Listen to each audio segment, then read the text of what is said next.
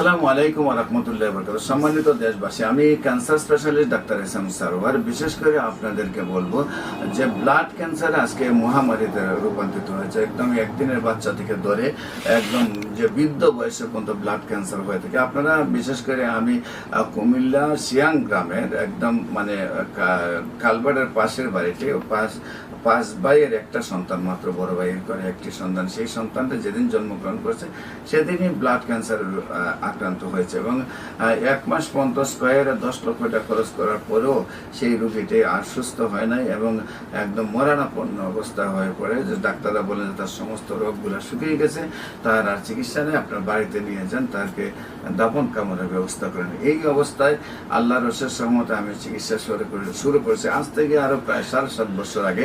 এখন বাচ্চার বয়স 7.5 বছর। আল্লাহর অশেষ রহমতে ব্লাড ক্যান্সার মুক্ত হয়ে আজ সুন্দরভাবে সুস্থ হয়েছে। আপনাদের ব্লাড ক্যান্সার হলে অহরহ ব্লাড দিতে হবে, এমনিভাবে বাঁচতে হবে। বছর লক্ষ লক্ষ টাকা, মাসে লক্ষ লক্ষ টাকা খরচ হবে, এটা ঠিক নয়। খুব অল্প পয়সায় অল্প চিকিৎসায় গণস্বাস্থ্য হোমিওতে ব্লাড ক্যান্সার ভালো হয়।